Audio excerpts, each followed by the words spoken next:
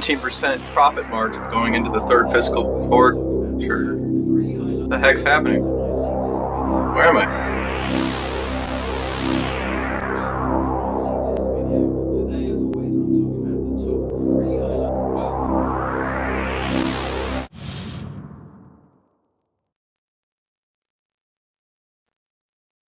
So once again, I found myself in a very strange place, but this time Panda was there with me.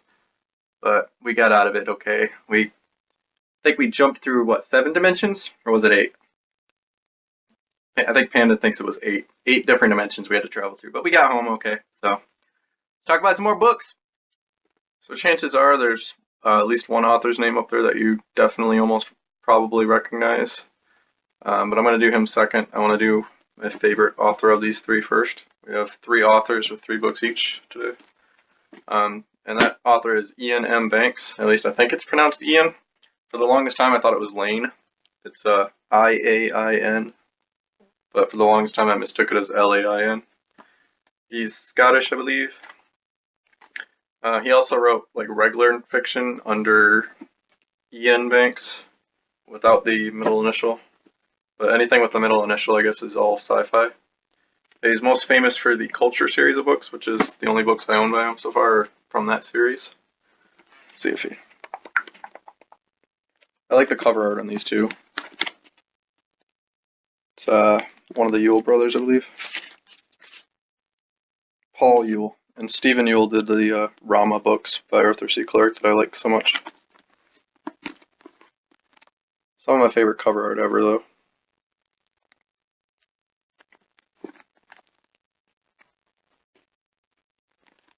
The first book that I read by him, these are going to be a little bit out of order, maybe. The series itself, you don't necessarily have to read in order, because it's completely different stories and stuff, and it's all set like super far in the future. But there is, like, I think, internal chronology that some people have figured out, like what's the most accurate, like timeline-wise. But it really doesn't matter what order you read them in, as far as I'm aware and as far as I am concerned. But the first one I read was Use of Weapons, which I had never heard of this author of any of these books until my British friend who reads sci-fi told me about him. His gamer tag is actually based off the main character in this book, Sheridanine. At least I think that's how you say it. Cheradene. But he's the main character of this book. It's very, like I said, it's very far futuristic.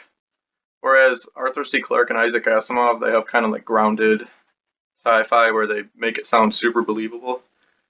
Iain M Banks doesn't necessarily concern himself with that. He just goes all out. Like, there's a lot of crazy stuff you read about in these books, where people get like genetic modifications, where they get like, you know, like wings and stuff like that, or they get like complete sex changes. Like a couple will get a sex change and they'll have a baby with each other as both as the opposite sex, and then they'll get changed back eventually at some point if they feel like it.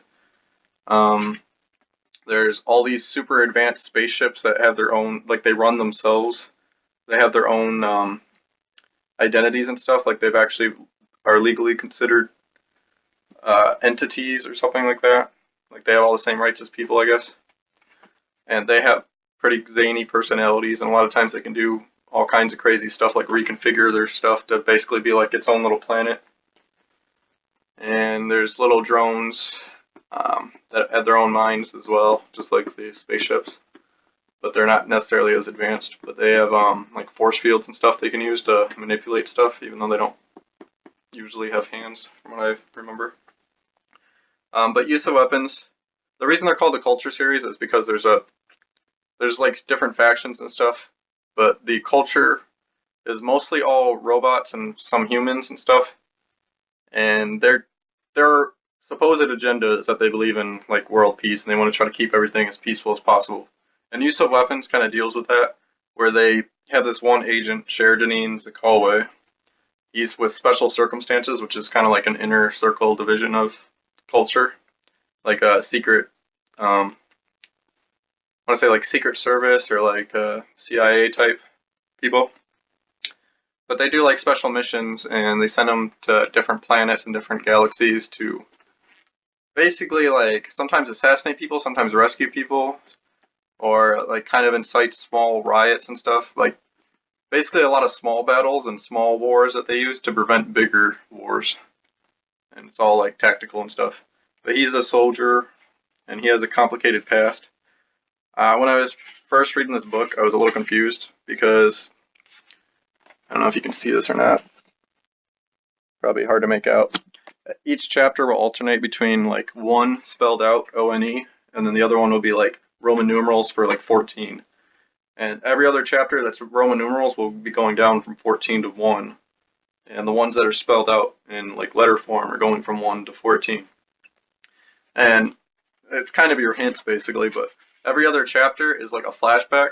Like there's two simultaneous stories, both involving Sheridan, but one's like telling about his complicated, kind of convoluted past, while the other one is telling what's happening now, that he's dealing with special circumstances. So it's a little confusing at first, but if you stick with it, like I was a little iffy on it because I'd never read this author before.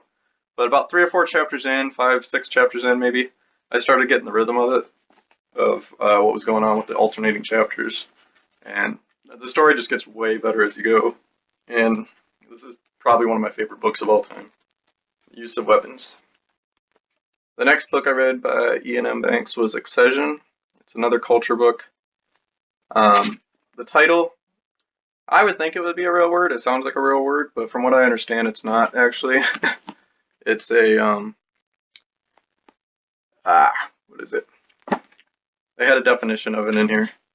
But basically it's something that's kind of like an anomaly. Like even the culture with all their super superior advanced technology can't completely explain what happens. But basically they notice a star that just goes missing and they can't account for like what happened. There was no supernova, there was no, so they're trying to figure out what the heck's going on with that. And then I believe there's like a sphere or something that keeps appearing places and they can't interact with it at all. And then it starts sending spaceships missing.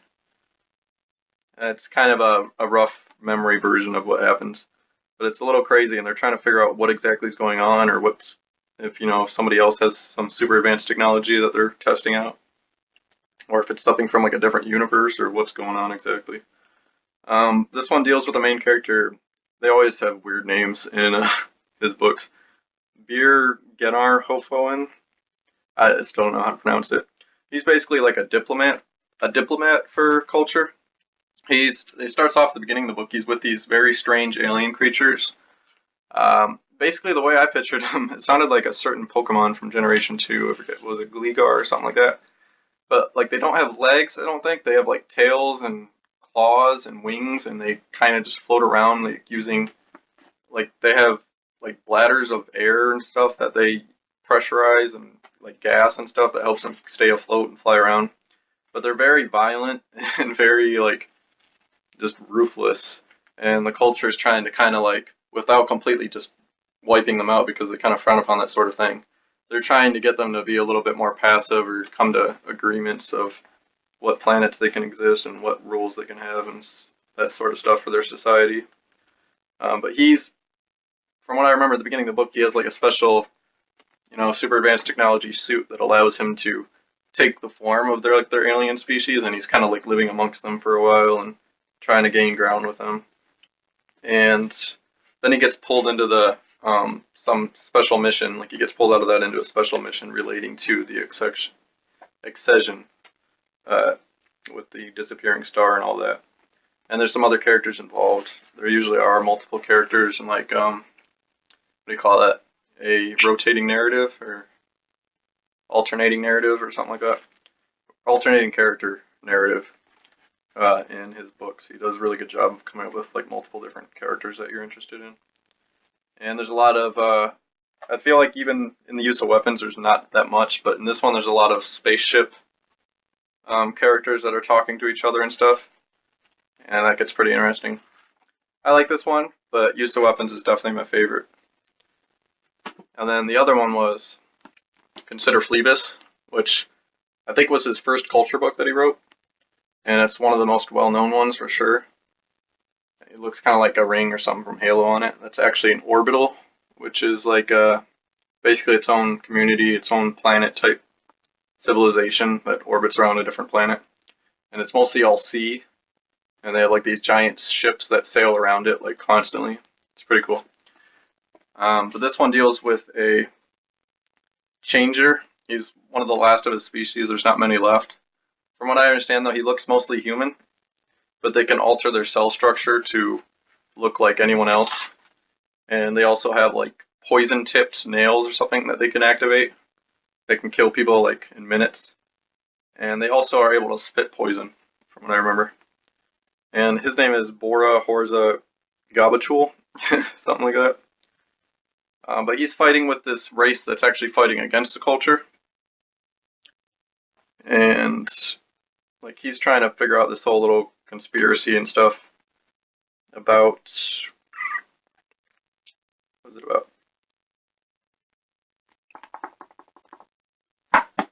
I don't remember exactly what it was about, but there is like this whole conspiracy that involves this one specific planet that's kind of like sacred, like religious site almost for I don't know if it's his race or it's another race, and there's something weird going on that he gets kind of mixed up with in between while there's this war going on between the culture and the Itorans, which is the ones he's fighting with at the beginning.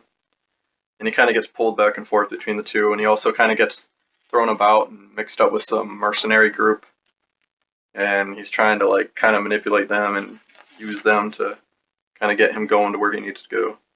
But this one's actually really interesting. I like this one a little bit more than Excession. I thought it was a little bit more exciting, and there's a lot of cool like little side story stuff in here.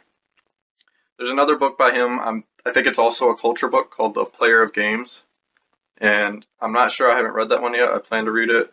I haven't even really looked up what it's about. But just based off the title, I think it has something to do with something that's kind of like a little side plot in here, where these people play like this game where they use real people as, what do they call them, like tokens or live. They use them as lives. And it's basically some advanced card game where if you lose a hand, you lose a life. And like so. And it has like this whole religious type following behind it almost. Like these people are super fans of these people that go around playing this game. And then at the end of the game, like they always play it when there's like hours left to like the destruction of a planet or a star or something like that. And they evacuate like at last minute. But it's really cool. I like it. Consider Phloebas. At least I think that's how you pronounce it. Phillip K Dick is one of the most famous sci-fi authors of all time. If you've seen Blade Runner, Minority Report, Total Recall, A Scanner Darkly. I haven't even seen Total Recall, but I really like the other ones. Those are all based off his work, and I think there might be a few others as well that weren't quite as popular. But he was kind of a weirdo a little bit, I guess. Heard he was mixed up with drugs a lot. I'm not sure if that's true. Never really looked into his biography and everything. He also was like a big fan of French literature, I guess. First book, I'll do The Man in the High Castle. This is one of his most famous, probably second only to Do Androids Dream of Electric Sheep, which is the basis for Blade Runner. Man in the High Castle, it's a really cool theory, or a really cool theoretical idea for a book. But basically, it's America in 1962. Slavery is legal once again. The few Jews who survive hide under assumed names. Basically, what happens is Nazi Germany and Japan won the World War II, and they split up control of America. Like Germany controls like the eastern half, and Japan controls the western half, specifically like California, which is where most of this takes place. And basically all like the racist prejudices that a lot of minorities probably faced during that time in America are kind of reversed. Like white people, like straight white, not German, white people who aren't German are persecuted and kind of looked down upon. And like one of the main characters, he runs a shop that sells like kind of trinkets and kind of unique pieces of American culture, basically. So basically, like you see those exotic import stores and stuff, and they usually have like Asian furniture and Asian jewelry and that sort of stuff. He runs like that, but it's for American culture themed jewelry and furniture and stuff. And like people come in and look down upon him, and he's got to like look up to these Asian people and kind of, oh yes sir, and kind of suck up to them to try to make sales and stuff. And it's I don't know, it's a really interesting idea. But basically, there's like some espionage going on between Japan and Germany. I don't remember exactly what happens. The book was a little bit more boring than I kind of expected it to be, but don't let that stop you from reading it. It's still pretty interesting, and you might find some things with it that I didn't really notice. But it's a pretty interesting book, and I think they're apparently making a television series about it on Amazon Prime. I'm not sure how accurate it's going to be to the book, but yeah, The Man in the High Castle. The Eye in the Sky was the first book I read by Phillip K Dick, and I read it in one sitting. I liked it so much. Kind of reminds me of like a sci-fi, communist-obsessed version of Alice in Wonderland, because it involves all these trippy different realities that these people get taken to, where things are very different from how they are in our world. There's a lot of like pokes at and like satirical, humorous dialogue, making fun of like racism and communism and other things like that. I'm definitely planning on reading it again, just because I'm not sure if I completely understood Philip K. Dick's views and some of those things he was talking about. Like I wasn't exactly sure which side he was taking sometimes. But either way, it was very interesting to read and kind of trippy. A Maze of Death involves several different characters who all basically get this job opportunity to go to this alien planet named Delmac O and set up like an outpost, I guess, for humanity. They're not really exactly sure what it is they're going to be doing there, but they each have different professions and stuff, and they're told that they're going to be given more instructions when they get there. But basically, when they do get there, there's a lot of confusion and a lot of strange things that start happening. And this book also has a lot of humor in it, making fun of different like social issues and whatnot. Primarily, there's a lot of discussion about religion in it. And I don't know, I think it's worth the read. It's pretty easy and simple to read. It's not overly complicated.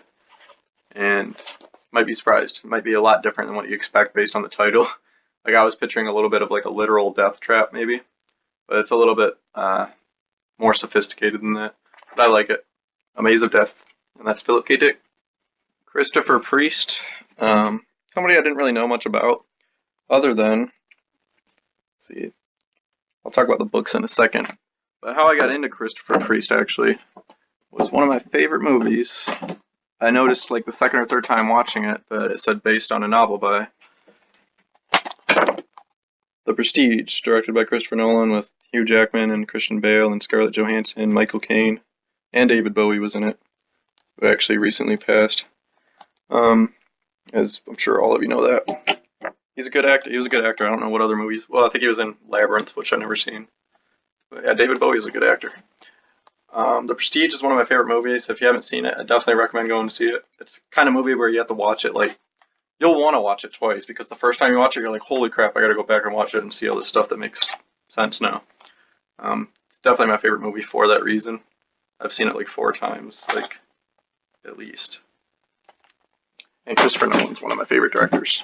But anyways, that's based off a book by Christopher Priest, which I plan to read the book eventually, but considering I've already seen the movie, I don't know. I guess it'd be interesting to see where they differ. But the first book I read by him when I was looking him up on Amazon, I just saw this book. The cover caught my interest, the title caught my interest. Inverted World. See, it kind of looks kind of MC Escher-esque. Trying to picture this world inside that disc or whatever it is. The city is winched along tracks through a devastated land full of hostile tribes. Rails must be freshly laid ahead of the city and carefully removed in its wake. Rivers and mountains present nearly insurmountable challenges to the ingenuity of the city's engineers. But if the city does not move, it will fall further and further behind the optimum, into the crushing gravitational field that has transformed life on Earth. The only alternative to progress is death.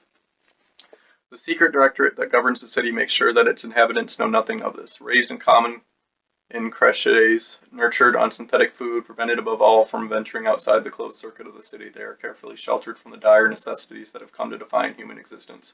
And yet the city is in crisis. The people are growing restive, the population is dwindling, and the rulers know that, for all their efforts, slowly but surely, the city is slipping ever further behind the optimum. Hellward Mam is a member of the city's elite, better than anyone. He knows how tenuous the city's continued is the continued existence of the city. But the world he is about to discover is infinitely stranger than the strange world he believes he knows so well. Basically, the main character, his father, is part of the sort of like Freemason society, that is kind of divided into different groups that look after this moving city and like lay the tracks and survey the land and do all the calculations and engineering and stuff. He gets he gets brought into the society too to do his part, and that's when he finally is able to go outside the city and he starts learning that shit is not exactly how he expected it to be. It's kind of warped. Like reality is very strange, and I don't know. It was pretty interesting. It's not my favorite book. It definitely keeps you going though. Like the whole time you're just like, dude, I gotta figure out what the heck is going on. So you'll definitely read it to the end. The Inverted World. I'm doing these in order of when I read them by him. The Islanders was the second one I read by him. Also, side note, if you look up Christopher Priest online to like start looking for his books, be careful because I think there's an artist, like a comic book artist, named Christopher Priest as well. I believe I saw something like when I looked him up on Amazon one time, I saw something about Deadpool, and I was like, "Oh, dude, Deadpool? What? He has something to do with that?" But no, it's a different guy. I'm pretty sure.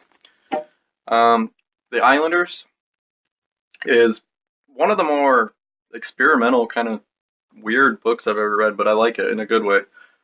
Basically, it's about the Dream Archipelago, sorry, which is basically a world of islands. And there's so many islands, and there's so many different shapes and different cultures and like what do you call it? Climates and things like that going on with all these different islands that nobody's actually been able to accurately map it all yet. Like there's some maps that people sell, but they're not completely 100%, and they're basically just rough estimations. Like people get lost in this world, and there's all these different societies that are separated by islands, and some of them have different like political and socialist views than others. Like some are more closed-minded, and they just want to be left to themselves, and they don't want trade, they don't want other people coming in and out. And others are more like free, just like like come from all over. We're going to be a tourist island, that sort of stuff. But what's really experimental about it is the way it's written. Like it's almost written as sort of like a tour guide thing. Like each chapter will be talking, like it goes in alphabetical order of all these different islands, and they're like based on their names. At least I think it did. Maybe it doesn't go in alphabetical order, but it goes basically each chapter has to do with a different island, and it describes it like from like a gazetter. They call it a gazetter of islands. Sorry, that's a hard word to say. They describe it as if you brought like a travel brochure on it and you're reading about the island. Like it tells you about its political views and about what currencies they accept, what notable history they have there, or like interesting people who are from there.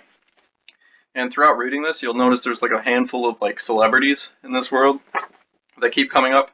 Like one's a painter and one's like an artist. She does like very weird art. And I think there's like a writer and there's some other ones. But basically their little stories keep popping up in here. And even though you don't ever get the story all at once, you get little bits and pieces of it that jump around and you're able to piece it together for yourself, which is really cool. But there are a couple chapters, like a few chapters where it kind of deviates from the gazetter thing, from what I remember, and it just tells it like a straight up story. Or some of them are like reports of things that happen. Like one is kind of like a police report of a murder mystery, and it's really cool. Like the way it's read, I mean the way it's written, might be kind of off-putting to some people, but I really liked it and I really enjoyed it. The Islanders. The Adjacent is the third and final book that I currently own by Christopher Priest. It's a really cool cover if you see those are two faces that are like inverted of each other. I'm starting to think that Christopher Priest was a magician at some point, either that or he's just like obsessed with magicians. A lot of times he gets called one of the master illusionists of our time, like on all the books I own by him, pretty much it says that. Because pretty much every single book I read by him, except for The Inverted World, involves at least one character, or no matter how small or big they are to the story, that's a magician, and one little story that involves like a magician or an illusionist. This one included. But what this one's mainly about is a photographer. There's like three different sets of characters whose stories kind of all end up intertwining a little bit. But there's the main one is a photographer, and he's married to a nurse, and there's like this war going on, and the nurse gets killed by this tragic accident. They don't know what it is. They think it's some new futuristic kind of weapon. But basically, it's just like a triangle of scorched earth, and it's like a triangle of light that comes from the sky, or something like that, and they have no idea what it is. But he's basically traveling around after his wife passes and trying to get home and all that stuff during the war. And then there's some other characters, like there's one that goes back in time. It's like during World War II or World War One. There's a pilot, and there's like a story about there's a couple pilots, and there's like a little bit of a love story there that's really interesting, actually, even though I'm not a big on love stories. And it basically involves a couple pilots, and then I want to say there was another character, but I don't. Oh yeah, there was a character that was a magician, and then there was another character that he's kind of friends with, who's not as crucial to the story, but he's actually like based off a famous writer who I won't mention. But if you want to find out, read the book. The Adjacent, it's pretty good. It's a little bit trippy. Sometimes you're not sure exactly like what he's going for. Like same thing with the Islanders. I felt like there's a lot of symbolism in here, and I'm not sure specifically what he's going for, but I feel like it has to do with like the interconnectedness of life and people and things and how things intertwine with each other. I mean, there's several different reasons why, but you'd have to really read it to kind of get what I'm saying. If anybody actually knows, like has read these books or knows anything about what sort of things he was trying to be symbolistic with, feel free to leave a comment or message me or something. So I would love to see if there's anything I missed in these books, because I always felt like there was, but they're still very interesting to read. Inverted World as well. And I definitely plan to read more by Christopher Priest, especially the Prestige, just to see what's different from the movie. But anyways, that's today's episode of Durgle's Library. Thank you for watching.